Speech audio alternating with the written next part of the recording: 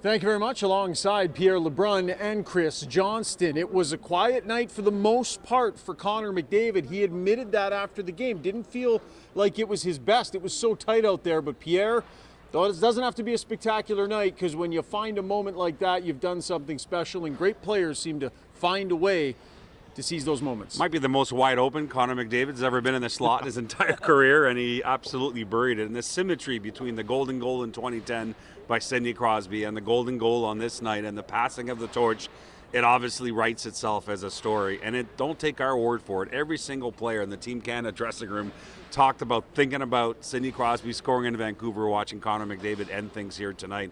And, you know, we talked about how there were 14 Stanley Cup champions in that Team Canada dressing room. Connor McDavid is not one of them, as we know.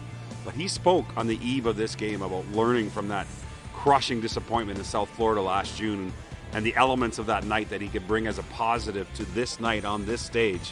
Well, it looks like he did it. Well, and who's another player that delivered that puck to McDavid? It's Mitch Marner in the corner, and he would be among the list as well of not winning a Stanley Cup.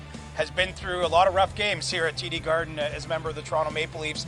And, you know, what a breakthrough for him. He gets moved back up to a scoring line in this championship game. As John Cooper mentioned, Mitch Marner had his legs in this game. He was creating a lot on a night where it was tough to create.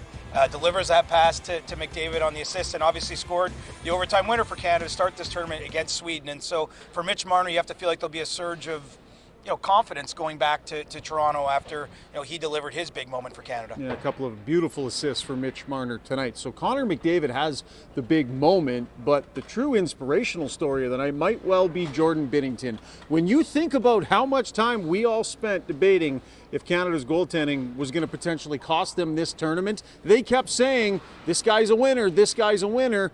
The head coach and the coaching staff stuck with him, CJ, and then he does that in overtime. They didn't waver on him. I think that's what's interesting about Jordan Binnington. Well, the belief externally, certainly that was the discussion among the media. I saw it in fans. My group chats were full of Jordan Binnington slander.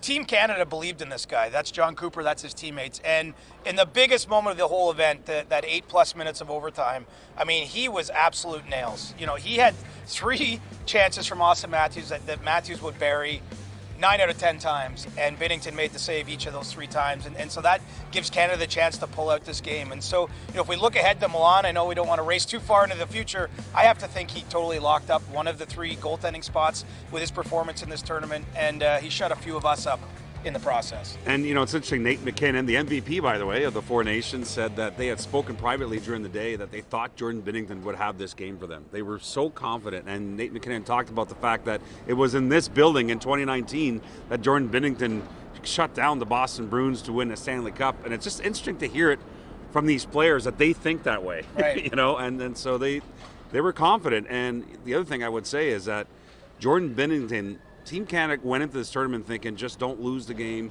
just make the saves. He did more than that. He saved the bacon in overtime, as you said, Ryan. Big time. CJ, it's great being at these events, down in these availabilities, in the bowels of these arenas, because you stumble across some pretty cool stuff now and then, and you did just that after this game. Yeah, it was Connor McDavid, Sidney Crosby walking to do their media availabilities. And who did they get stopped by on the way? But Patrice Bergeron, who attended the game with his 2 young sons. He says to Crosby, you just keep winning, huh? And then obviously congratulated McDavid. And, I had a chance to talk with Bergeron afterwards. Remember, he was in 2010. He was in 2014 for those 2 Olympic gold medals. And, he said that this was a beautiful game tonight. He thought this tournament far exceeded expectations. And much like Pierre was making the point earlier, he said it was just only fitting to see Canada's best player, the best player in the world, Connor McDavid, even on a tough night, be the one to end it. It felt like some symmetry, from what we saw back in 2010. I think another thing we have to mention, in that Canadian dressing room, none of the players that I spoke to felt like rubbing it in the faces of Team USA. Team USA, let's just say it, we're pretty brash after winning in Montreal last Saturday night. Matthew Tkachuk saying it's our time, which I have no problem with, by the way, because you have to believe it to deliver on that.